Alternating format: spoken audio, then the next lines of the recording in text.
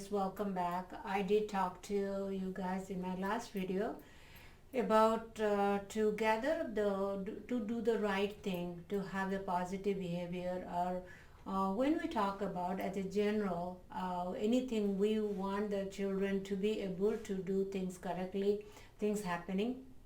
First of all, we need to look around what is going on with us. We need to figure out uh, is the atmosphere is all right, what is the environment. That assessment is needs to be done. It's amazing to figure out that when I come across a lot of children, when we are so focused with so much of behavior, we don't realize that how our behavior impacts our children, and they become the reflection, which I mentioned about in my last video. And interesting enough, I was working with one kid yesterday, 13 years old, and when I asked him, he was like to just do some basic positive exercise. When I was talking to mom, mom is a patient here, and she was mentioning that how he is not cooperating, how he's having a lot of kind of gets angry and upset and some behavior thing, what's going on. So whenever when he came to see me and I was talking to him, and then we were trying to do some of the breathing exercises, which I am going to go over today with you. Then he was mentioning it's very interesting to just to sit down to do the basic breathing exercises.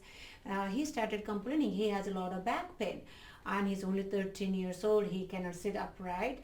So when I look back, then and I know we are seeing mom here for severe back pain, and the kid, he is been seeing mom with the back pain and every single day. That has reflected him to be complaining about his back and discomfort. And he said that is true. That's kind of so true about that how my parents they feel, I feel. And he said, yes, my mom has this back pain and she cannot function so many times, and I notice I am starting to feel the pain. And also same way, he said is from his side that days my dad is something going on, my dad cannot sleep at night.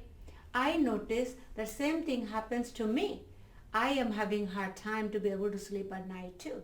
So this is a simple example, and also same thing I have seen it again and again.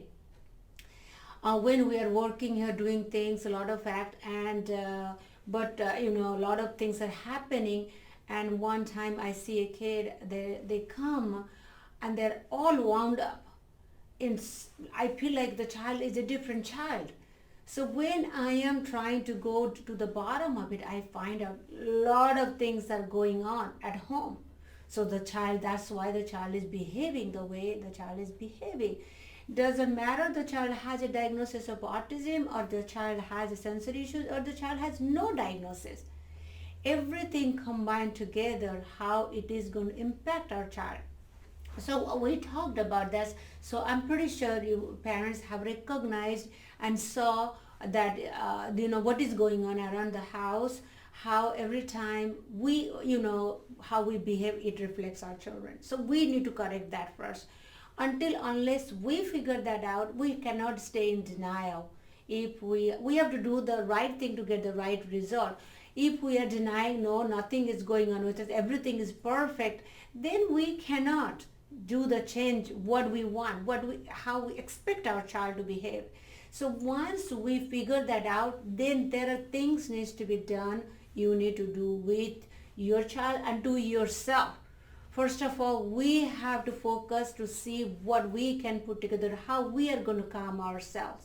Because the things I am going to show you, you need to do with your child. I'm going to show you some breathing technique, breathing exercises to be done. Yes, just to do the simple breathing exercise. The kid I'm talking about, 13 years old, he struggled. He had really difficult time to be able to sit and to be able to do the things. So there are a lot of factors playing on. And so we need to understand, the moment I talk about breathing exercise, it's kind of feels like a joke, like a parent I'm going to, or grandparent, I say we need to do the breathing exercise. Most of the time parents, they are not aware because they don't think about that it's possible to do the breathing exercise with a child with a diagnosis of autism, or the child is all over the place, they're not able to calm down, full of energy. So have you ever realized whenever we are all over ourselves, all wound up, how we are breathing? Are we able to breathe properly? The moment we are not able to breathe properly, we are more wound up. So this is something we need to recognize. We need to understand what we can do so that we can change the breathing. So first of all, we need to recognize that we need to change our breathing, then we can help the child.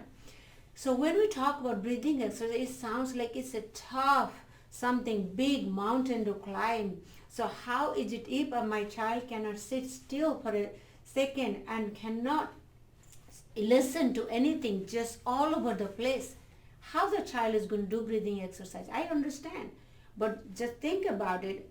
By doing the breathing exercise, that's the wound up things are going to change. So this is how we are going to do breathing exercises. When we talk about, we always think about breathing means we are going to do inhaling. Yes, inhaling is going to happen. But first of all, we need to understand if we exhale, then we are going to inhale. The inhalation will happen automatically. But first of all, we are going to work on exhaling. And you are going to be thinking like, okay, what exhalation I can do? Many times we are so focused with so many things going around, we forget to have fun with our child too. The moment we are having fun doing the breathing exercises, things will be better. So the breathing, whenever I'm implementing these breathing exercises, activities with children and teaching the parents, they're just blown away that how excited the kids are. Doesn't matter what is going on. That is something so amazing. When I talk about exhaling, children, they like to blow candle. So that is a learning. If we are trying to blow too hard, then nothing is going to happen. So what you can do, you can start with, holding a piece of tissue and asking a little girl with autism, almost 6 years old, and I was teaching her to do the blowing exercise. She has difficulty to blow the bubbles, and so that is the next step we are going to do. So I hold on a tissue and I ask the kid to blow the tissue. First time she failed, then she tried to go too close to blow hard. That did not work. And then even she was like, then laying down. But you will be amazed. Then I am also demonstrating how I am doing. I'm holding a tissue for her and tissue. Then I am demonstrating. So she's trying to copy, and eventually that becomes so much fun. She started enjoying. So we need to do that. By doing this, you can hold on to a tissue, or else you can hold on to a feather, or you can make tissue balls. But we want it to be effective. It has to be, because we don't want a child or adult to be all slouched over trying to blow. There are two ways can be done. The child can be standing and you hold in front. You demonstrate, do it, and you ask the child to do blowing it, holding onto a feather, doing a tissue. Or else I started also with the child. What I did, made tissue balls, and on the mat I put 3. It was kind of a competition, which ball is going to fall off the mat.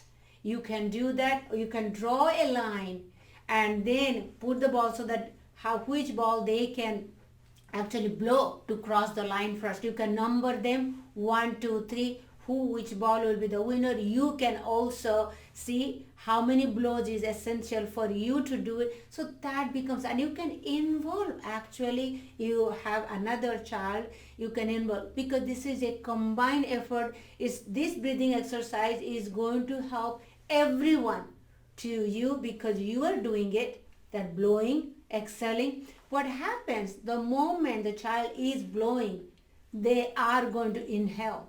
So you do not have to worry about inhaling. Once they are exhaling, they are going to inhale. There is no choice, they have to inhale.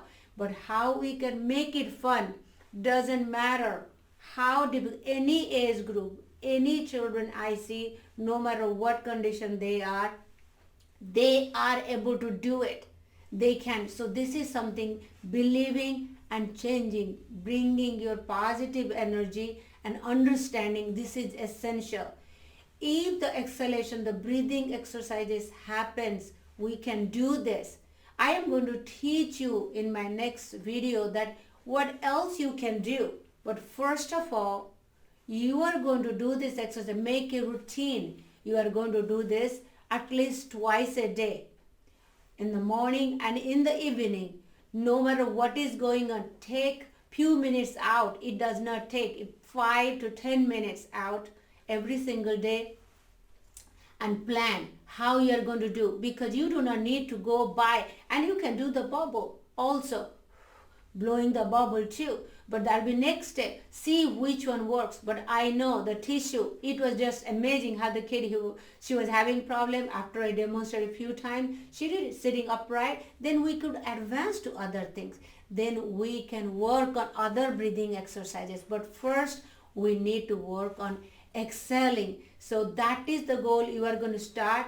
And amazing enough, by doing this, your child will able to calm down. The energy is going to really flow through the whole body, and it is going to, you will see, after doing that, after you do the breathing exercise, anything you want to achieve, make a small goal that you want your child to perform, that is going to happen.